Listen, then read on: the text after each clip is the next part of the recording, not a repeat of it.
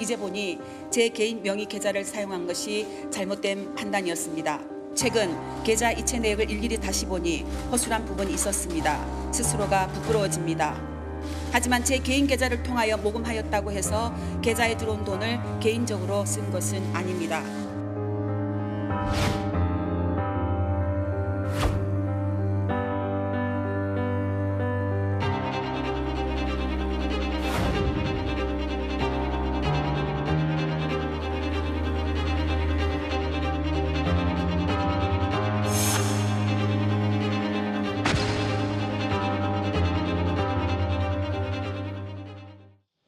이번 이야기부터는 양지민 변호사가 도움 말씀 주시겠습니다. 안녕하십니까? 어서 오십시오. 안녕하세요.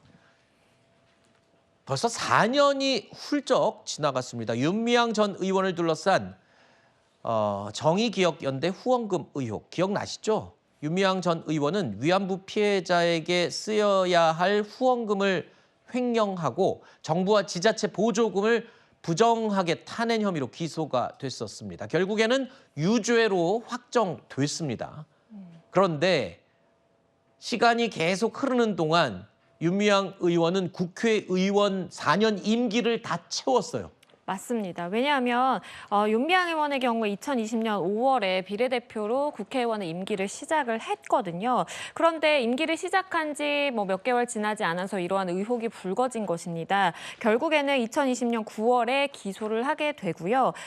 그런데 이것이 시간이 오래 지나서 윤미향 의원의 임기가 이미 2024년 그러니까 올해 5월에 만료된 겁니다. 그런데 대법원의 최종 선고는 이제 11월에 이제 나온 것이기 때문에 사실상 최종적인 선고가 나오기 한 6개월 전에 이미 윤미향 의원은 의원직을 다 임기를 마친 것이고요. 물론 본인이 속해 있던 민주당에서는 이제 출당 조치가 취해졌지만 하지만 본인이 어쨌든 의원직 상실에 대해서 어떠한 조치를 취한 것이 아니기 때문에 쭉 의원직은 유지가 된 것이고 중요한 포인트는 그동안 세비 한 6억 원가량을 아무 문제 없이 타갔다라는 부분입니다. 정치 후원금도 다 받았고요. 물론 맞습니다. 법적으로 문제가 되는 건 아니지만 그렇죠.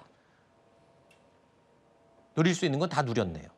그렇습니다. 이것이 법적으로 뭐가 저촉이 되는 것은 아닙니다. 저는 법이 조금 문제가 있다라고 사실 생각이 되는데요. 이러한 의혹이 불거진 이후에 윤미향 의원의 경우에는 사실상 어떠한 제대로 된 의정 활동을 하기는 현실적으로 어려웠습니다. 그랬죠. 그럼에도 불구하고 월급조로 지급이 되는 어쨌든 이러한 세비라든지 여러 가지 보조금, 후원금들을 다 받아갔기 때문에 이 부분에 대해서 국민적인 비판이 있는 것입니다. 자, 그러면 지금 윤미향 전 의원 대법원 판결에도 무죄를 주장하고 있다는데 이것도 뭡니까? 대법원이 완전히 끝난 거잖아요, 법적으로 지금 결정이. 그렇죠. 법적으로는 이러한 결론을 되돌릴 수는 없고요. 하지만 본인의 SNS에 본인의 이제 심경에 관련해서 적으면서 본인은 무죄다라고 끝까지 주장을 하고 있는 것입니다.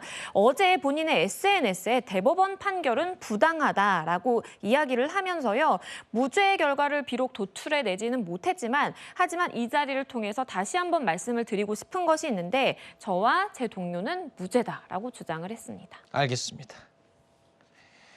제가 당시 이 위안부 피해 할머니죠. 이용수 할머니의 목소리 그리고 당시의 윤미향 의원의 심정을 말했던 그 모습을 준비했습니다. 보시죠. 할머니들 위에가 그 돈을 내는 겁니다. 모금을. 이것은 정말 할머니들한테 쓰는 게 아니고 도대체 어디 쓰는지 쓰는 적이 없습니다. 이용수 할머니에게 제가 배신자가 되어 있는데요. 앞으로도 할머니에게 제 마음을 진심을 전하는 노력은 계속하고 싶습니다. 윤미향 의원 4년 국회의원 임기 모두 마치고 유죄 확정됐습니다. 하지만 본인은 대법원 판결도 지금 인정하지 못하고 있습니다.